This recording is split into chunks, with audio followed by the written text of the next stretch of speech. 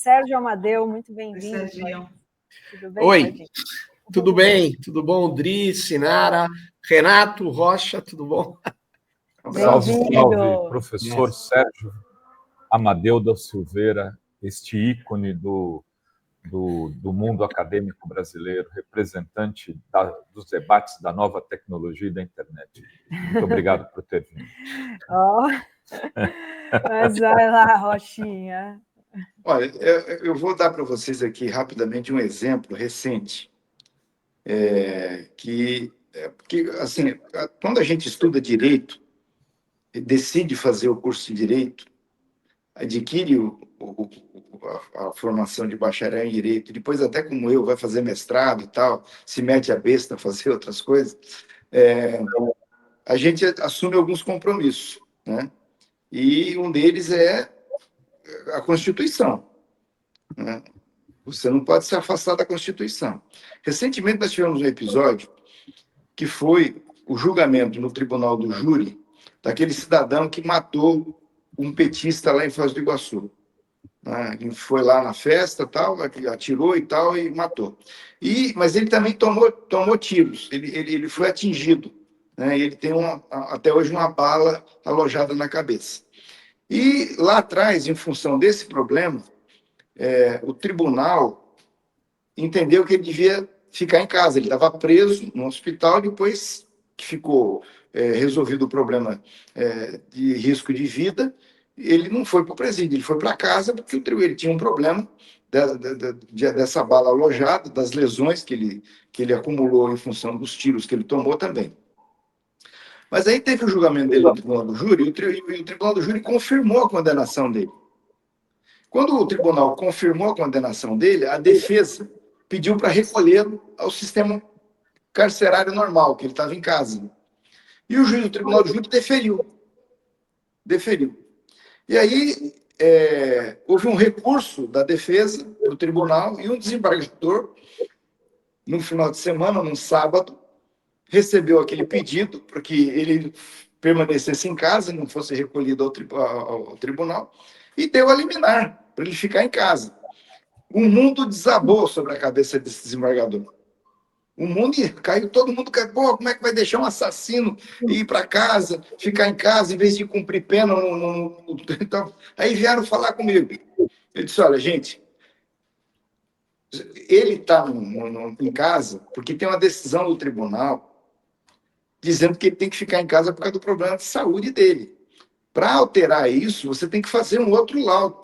Essa decisão do tribunal foi fundada num laudo médico que diz que ele não podia ir para o sistema penitenciário, ele tinha que ficar em casa. Então, para alterar isso, tem que fazer um outro laudo.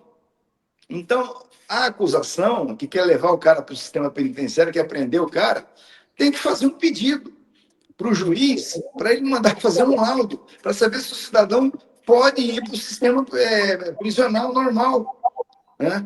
E aí foi feito o pedido, esse desembargador mandou fazer um laudo, foi feito um laudo e o laudo disse que o cidadão podia ir, ser recolhido para o sistema prisional normal e ficar numa cela em determinadas condições, e aí ele foi preso, foi para o presídio, né? Então é o seguinte, volta aqui, o Heleno.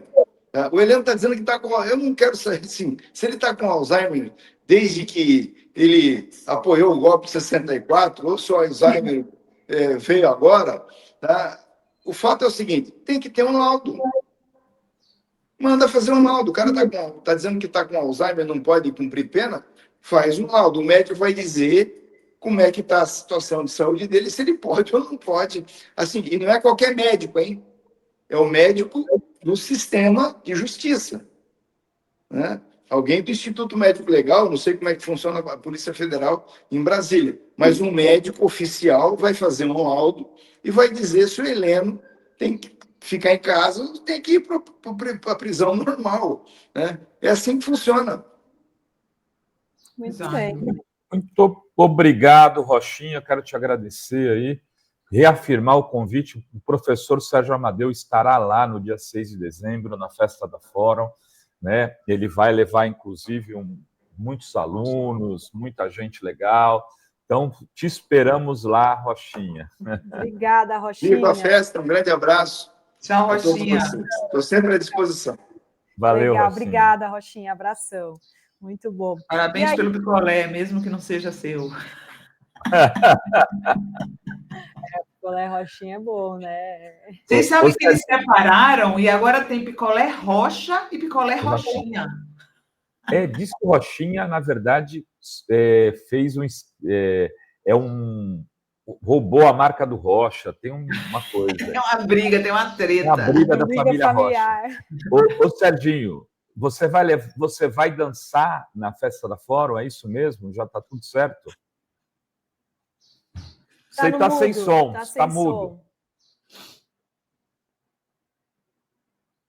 Sem dúvida alguma, irei dançar na festa da Fórum. Eu estava esperando a dança do Cossaco. Não, já estou me preparando, deixa comigo.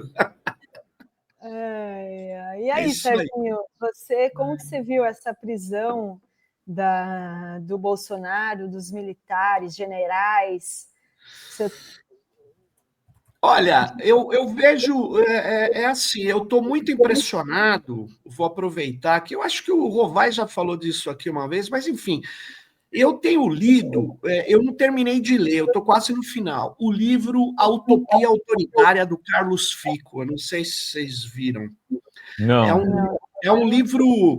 É um livro muito consistente, ele conta a história do Brasil desde da queda do Império, né, do golpe que instituiu a República, mas ele não faz uma história do Brasil, essas que tem nos manuais de colégio, tal, não. Ele conta a partir dos militares, né, dos eventos militares.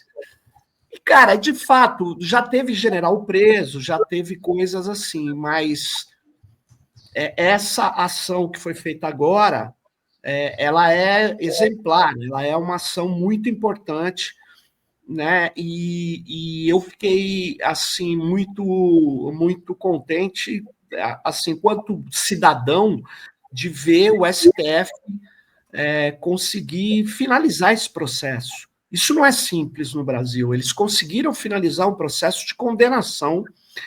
E, por outro lado, o Bolsonaro ele tem uma característica, né, de mobilizar. Ele é o líder da extrema-direita, uma extrema-direita que eu qualifico como em processo de fascistização, um neofascismo, e ele é enquadrado como o grande líder, a grande vítima. Ele faz esse papel, inclusive, ele faz o papel de o cara doente, ele está adoecido porque querem destruí-lo. Então, tudo isso faz parte de um jogo. Agora, o lance da tornozeleira, eu sei que já passou, mas eu gostaria de chamar a atenção de uma coisa. Mostra um completo despreparo das lideranças dessa extrema-direita. Porque várias pessoas violam tornozeleira e fogem. Ele, obviamente, não estava fazendo um chilique, ele achava que se cortasse aquele ferro, ele poderia destravar e poder sair sem alertar o sistema. Ele não sabe que qualquer violação de uma tornozeleira alerta, porque cai o sinal e alerta, seja de hardware ou seja efetivamente na cinta, vai alertar que o sinal caiu e que, portanto, algo de irregular está acontecendo. Eu falo isso porque o Bolsonaro ele tem que cumprir pena. Aí eu tenho dúvida, o lugar da pena, eu sinceramente sou muito... Eu não tenho tanta predileção por lugares de pena. Eu só acho que não pode ser em casa. Eu acho que ele precisa estar preso. Acho que se ele estiver preso num local adequado, eu não defendo a tortura, não defendo a humilhação de ninguém, não defendo de ninguém. Inclusive, não defendo isso do Bolsonaro. Apesar que ele defende isso. Ele defende a tortura, ele defende a humilhação, ele defende que as pessoas que são condenadas, inclusive algumas deveriam ser eliminadas. Eu não defendo isso, eu defendo o devido processo legal, sou contra a pena de morte, e eu sei que ele, estando na Polícia Federal ou num presídio onde ele deva ter, sim, um tratamento humano, né? Porque, do contrário, nós não podemos continuar como sociedade. Eu queria deixar isso bem claro, a minha visão. Eu sou contra qualquer tipo de tortura, porque isso não beneficia a sociedade, isso não beneficia a pessoa que tem que cumprir uma pena, isso não beneficia aquele que foi vítima, o réu, não beneficia a família do réu. Mas pior, isso traz um elemento de algo que a gente deveria reduzir, que é a ideia que você pode fazer qualquer coisa com o outro. Né? Essa ideia, inclusive, é dele, é a ideia do filho dele, é a ideia da extrema-direita, é a ideia do fascismo. Assumir as práticas fascistas não nos tornará pessoas dignas, ao contrário, a gente se equipara. Então, esteja ele na Papuda ou numa cela da Polícia Federal, ele deveria ser tratado com dignidade, no meu modo de ver. Coisa que eles não fizeram com as pessoas que foram presas de modo armado, de uma coisa totalmente falaciosa na operação, seja no Mensalão ou na Lava Jato. E eu quero dizer o seguinte, muita gente boa vai ser presa ainda, viu? Dri, Sinari e Renato, porque me parece que a Polícia Federal, ela não, além dessas condenações dos golpistas e tal, ela está indo para cima dos desdobramentos da Operação Carbono Oculto. E eles não estão indo para cima como foi o Dallagnol, fazendo PowerPoint motivacional, com ilações. Não, eles estão indo seguindo a correta análise investigativa. Eles estão indo atrás de provas e não estão chamando a Rede Globo para ir 6 da manhã com o japonês da PF fazer escândalo. E eu acho que eles vão conseguir coisas muito importantes, porque há muito tempo eu tenho claro que o Centrão e a extrema-direita são muito ligados às práticas totalmente absurdas, criminosas, e que isso vai ser desvendado, está sendo desvendado. Eu acho até que a prisão do cara do Banco Master só ocorreu porque é o seguinte, ele tentou fugir, né, gente? Aí a Polícia Federal não podia deixar o cara fugir, né? Agora, eles estavam, não é o melhor momento, é que também teve o lance do BRB, aquilo é uma vergonha, né? Enquanto o TG Pactual paga R$1 pelo Banco Master, o BRB é um banco público, o Ibanez manda, junto com outros, o cara paga 2 bilhões por créditos podres, né? Pra você ver o que esses bolsonaristas fazem com o dinheiro público, né? Não tem nenhuma cautela, nada de defender direito das pessoas, que o dinheiro dos fundos, não, eles fazem uma arruaça. E aí eles se pousam como as pessoas que defendem a honestidade e tal, né? Essa prática de inversão é uma prática antiga do fascismo, por isso que eu os qualifico também, não só por isso, é um conjunto de características, mas a prática de inversão, a prática cínica de se tornar honesto, né?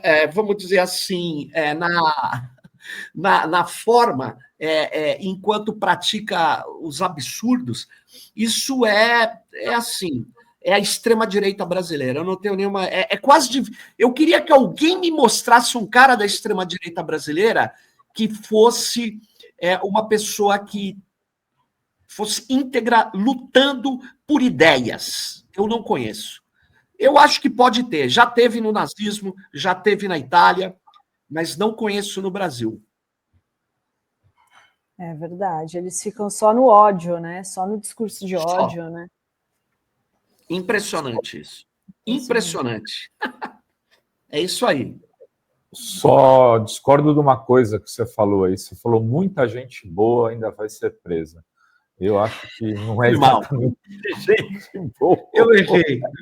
Eu reconheço. Muita Aí, gente boa.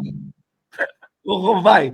Gente boa, na linguagem da Zona Leste de São Paulo, onde eu nasci, é uma pessoa cheia de dinheiro, né? É gente boa.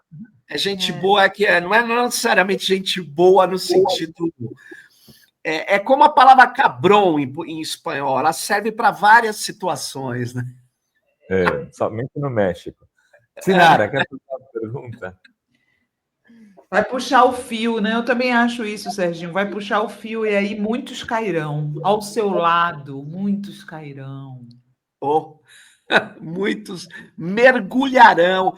E aí é o seguinte: tem agora uma situação que eu acho que a gente precisaria. Eu vou aproveitar aqui esse espaço.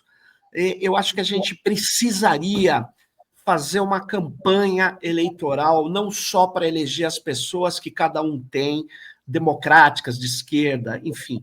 Eu acho que tem que ter uma campanha contra, já falei isso, o Congresso da bandidagem, contra o Centrão. Não, essa campanha, você fala, uma campanha contra não elege ninguém. Não, mas não estou falando da campanha de eleger. A campanha de eleger tem que ter. Mas é preciso mostrar que quem vota no PL, quem vota na União Brasil, quem vota no PP, quem vota nessas coisas, tem que escolher os partidos que são representantes das emendas que são sigilosas, da desvirtuação da política pública. Gente, os caras iam... Quem está nos ouvindo precisa lembrar... Eles iam aprovar uma coisa que é o seguinte: só poderia ser investigado pela polícia, qualquer polícia, não só federal, presidentes de partidos e deputados que tivessem autorização da Câmara, gente. Você sabe o que era isso? Era consolidar o crime organizado, dando as cartas no país. É mais ou menos dizer assim... Para você investigar o Carandiru, você tem que ter autorização do pavilhão 9 do Carandiru. Quer dizer, é um negócio assim absurdo, absurdo. E recentemente, eu quero perguntar para quem nos ouve, o que melhoraria a segurança pública e as investigações policiais no Brasil, a Polícia Federal tendo que pedir autorização para fazer qualquer investigação para os governadores. Eu queria saber no que isso melhora a segurança. Na verdade, não melhora nada. Isso é o esquema Centrão. Porque quando você chega para o governador do Rio e diz, olha, nós vamos investigar tal coisa, adivinha o que vai acontecer? Nós não temos nenhuma dúvida da ligação de esquemas políticos da extrema-direita com o crime organizado. Então, na verdade, nós estamos numa situação muito perigosa. A eleição do ano que vem vai renovar o Senado, a eleição do ano que vem vai renovar o Congresso Nacional. Nós precisamos de uma campanha contra o crime organizado no Congresso Nacional e que passa pelo Centrão. Não dá para a gente eleger um presidente da República e perder a maioria mais um do Congresso. Hoje a gente não tem 50% mais um. Isso é um absurdo, gente. Porque na hora de votar, como é que a pessoa vota? Ela vota no candidato ali para presidente, para governador, e depois vota no primo, do irmão, do tio, do cara legal do bairro. Não, o cara não pode ser legal do bairro se ele for do Centrão, gente. Ele é o cara que... Ele pessoalmente pode ser um cara bom, mas ele está dentro de um esquema que é um esquema contra os direitos das pessoas, um esquema para não cobrar imposto de bilionário, para manter a escala 6x1, para manter o crime organizado dando as cartas no país. Nós precisamos de uma campanha, não só assim, a campanha que as forças democráticas vão fazer para eleger os seus deputados, para cada um de nós vai fazer, que a gente vai fazer para eleger os nossos deputados. Nós precisamos de uma campanha que esclareça o cara, que Porque tem muito cara conservador que é contra esse esquema de bandidagem, cara. Não é porque ele é conservador que ele é a favor de falar que a Polícia Federal, para investigar um crime, tem que ser autorizado pelo Tarcísio, ou pelo Cláudio Castro, ou por Ibanez. Você entende? O cara não é a favor. Então, ele precisa falar, não vote em qualquer outro, mas não pode ser desses partidos aqui. Então, eu acho que a gente deveria... eu sei que isso é difícil, porque isso requer a seguinte pergunta: quem vai fazer essa campanha? Quem vai ajudar a organizar os recursos? Porque essas campanhas precisam ter dimensão, precisam ter amplitude. Mas tem muito escritório de advocacia, tem muita gente democrata, tem muito empresário democrata. Cara, precisa fazer um fundo para não deixar só o Brasil Paralelo fazendo campanha para recontar a história do Brasil e apoiar a extrema-direita. Nós precisamos de um fundo para mostrar que a sociedade brasileira precisa defender-se contra o centrão, contra a extrema-direita. Serginho, mudando um pouco a pauta aqui, tem uma pergunta do nosso colega Leandro Chemali. Ele diz o seguinte: hoje é o Dia Nacional da EAD. Qual a sua opinião sobre a portaria do CNPq que proíbe o pagamento de bolsas de iniciação científica para estudantes matriculados em EAD, mesmo que sejam de universidades públicas e mesmo que sejam orientados por docentes como você? Não, Chemali, eu não tenho nenhum orientando meu que é por IAD. Eu só queria esclarecer isso, eu não tenho nenhum. Acho que em tese, assim, em uma situação abstrata, eu não seria contra bolsas para IAD, mas na situação concreta, eu não sei o que levou o CNPq ou o órgão que você está dizendo a não dar bolsa. Sabe por quê? Porque nós estamos com carência de bolsas. Nós estamos com carência de bolsa para as pessoas que estão fazendo cursos, que precisam de práticas laboratoriais, né? E que o cara não pode fazer um experimento só em tese, à distância. Né? Eu, inclusive, acho que cursos de pós-graduação à distância, eles têm que ter uma parte concreta que não seja à distância. Né? Eu acho que graduação também, e eu não sei se você sabe, Chemali, as universidades federais na área de engenharia estão tendo uma concorrência hoje, meio desleal. Existem escolas que não fazem a boa EAD, o ensino como deve ser feito. Sabe o que está acontecendo? O cara paga R$180 por mês e ele não precisa passar por uma universidade que vai ter um professor como eu ou outros professores que vão fazer uma série de exigências e que vão estar lá na sala de aula na hora de começar. Eu fui um dos caras que exigiu a volta às aulas depois da pandemia. Por quê? Porque nós vimos que o ensino feito só por streaming, né? Ele tem muitas limitações, né? Ele tem um desgaste muito grande.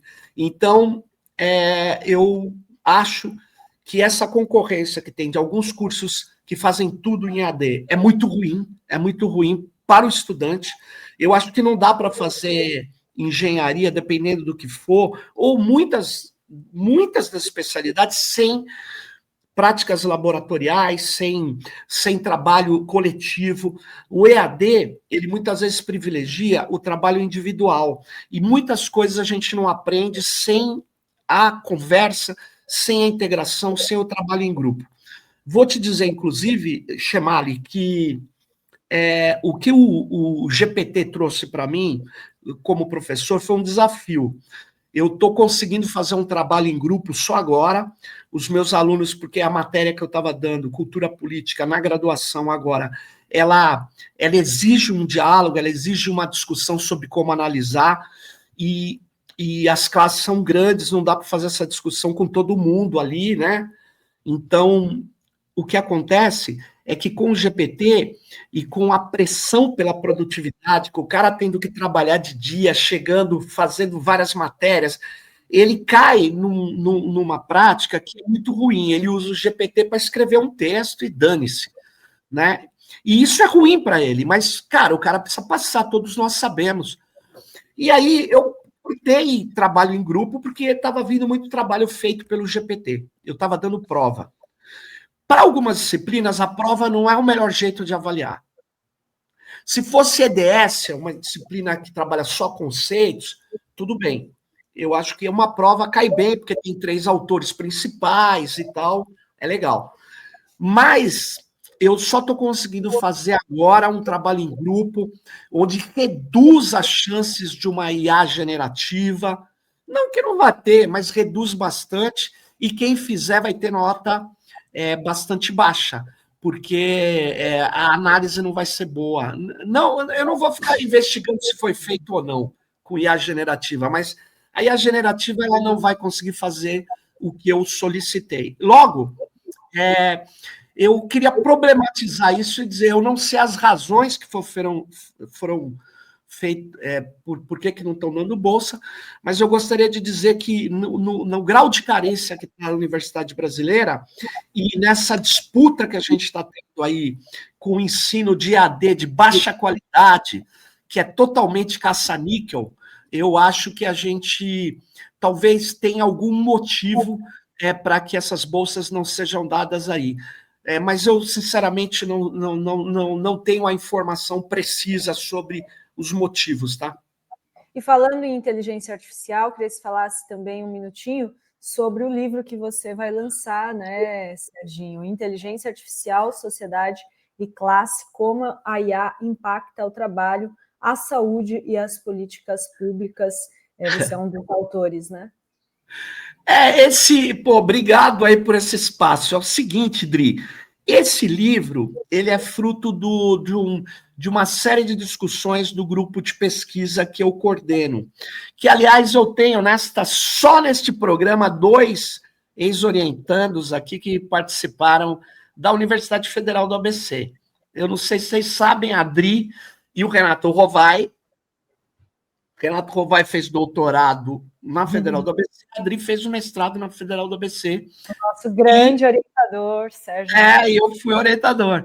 E a gente continuou com aqueles trabalhos que vocês já conhecem, e a gente faz discussões. Nós tivemos vários textos, e esse da IA, Sociedade e Classe, é um trabalho que os orientandos, eles algumas vezes sozinhos ou em grupo, eles escreveram capítulos desse livro, inclusive tem um capítulo que eu escrevi com um professor chinês, o Jeff Chong, que é sobre a questão do DeepSeek, que é o primeiro capítulo, sobre a competição China-Estados Unidos, mas a gente tentou fazer uma coisa super legal, que é muito difícil, que é falar o seguinte, a IA beneficia todas as classes sociais estão sendo beneficiadas, aí a gente parte de pesquisas que começam a entrar nesse universo de mostrar que a IA não reproduz, Dri, principalmente a inteligência humana. É uma ilusão isso. A IA reproduz o trabalho humano. O que está sendo tirado e posto em sistemas automatizados é um trabalho humano. Uma parte foi nas máquinas, que vem lá desde o século XVIII, XIX, depois foi avançando, depois foi para os robôs, a automação. Só que agora, esses sistemas generativos, ou as LLMs, né, isso que a gente chama de IA, que está a interface ao chat e tal, isso está trazendo funções cognitivas para automatização. Então, é a função do resumo, é a pergunta num texto complicado que você tinha que ficar procurando, ele traz para você com velocidade. Por quê? São sistemas velozes, são sistemas que aprenderam a extrair padrões de linguagem. Então, eles estão sendo usados, eles ajudam muito algumas coisas e prejudicam muito outras coisas. Sim.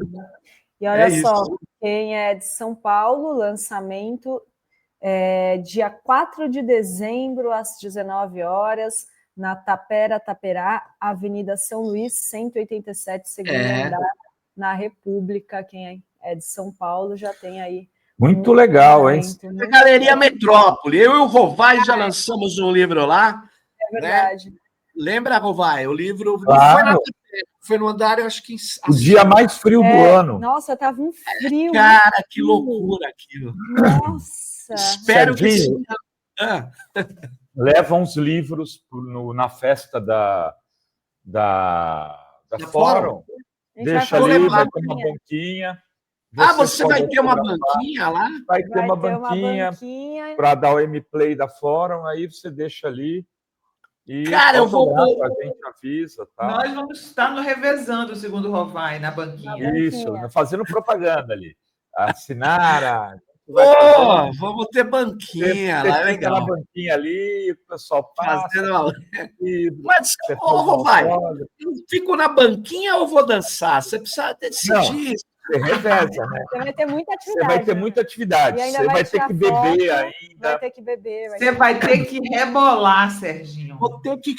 Ô, Rovai, tem o Rovai, tem o... É no dia 6, né? 6 de dezembro. Sábado. Olha só, gente. Então vai estar bombando, vai muita gente nessa festa. Meu, gostei. Gostei mesmo. Vai ter gente que vem de longe para essa festa aí, Rovai. O que é isso? Estamos com quase todos os ingressos vendidos. A capacidade ela é 500 lugares. Aí estamos botando. Brincando que tem ingresso vendido. É velho. Não dá na hora. 3 bandas, cara. Opa! Corre o risco de eu ficar de fora se eu não comprar. Você já vou pôr o nome na lista. Lá você é convidado especial. Então, muito bem. Estarei lá, hein? Nós somos penetras oficiais. Penetras oficiais. Vou ter que tomar cuidado, Rovai, porque se 500 lugares não vai caber todo mundo, cara. Lá não é...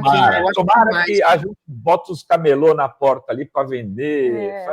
Faz que nem na festa de Brasília. Que nem na de Brasília. Tomou a rua na festa de Brasília. Mas nessa de Brasília eu não fui convidado, cara. Você não está na...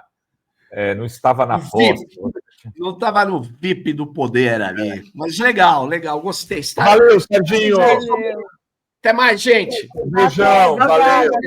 Só uma coisinha, Serginho. Uma sugestão para você fazer uns cursos de comportamento lá na OM Play. Comportamento? Como seria isso? Tipo, saúde mental de adolescentes. Cara, isso está pegando demais. Olha, eu não conheço quem possa operar. Eu sei que tem várias pessoas que trabalham isso, mas se tiver uma sugestão, a gente vai ter que pegar aqui e pôr, porque é legal. Viu? Os meninos estão todos com a cabecinha zoada depois da pandemia. Eu sei que você não falou isso, Nara, mas eu tenho uma ideia. Tem várias pessoas, eu não conheço muito essas pessoas, mas eu sei que tem vários tratamentos, tem especialistas nisso, tem até o meu amigo, agora, eu tive com ele hoje de manhã, o Jorge, mas não é bem disso, ele trabalha design manipulativo sobre crianças, tá aí um cara para dar um curso, você me deu mas você está falando de uma coisa mais específica, e é uma coisa que a gente tem que fazer com muito rigor, porque tem muita picaretagem nessas áreas de autoajuda aí. A gente precisa ter os caras bons, que são sérios, que fazem de acordo com a ciência. Ô, Sinara, me manda uma sugestão. Manda sugestão. Até mais, pessoal. Serginho. Obrigado. Tchau. Valeu, Sinara. Você precisa conhecer agora a nova plataforma progressista OM Play. Outro Mundo em Debate. Vem conhecer, entra na plataforma, você vai encontrar cursos com os principais pensadores da história do mundo. Foucault, Freud, Lenin, muito mais com os professores renomados. Vem fazer parte dessa iniciativa. Conheça a OM Play.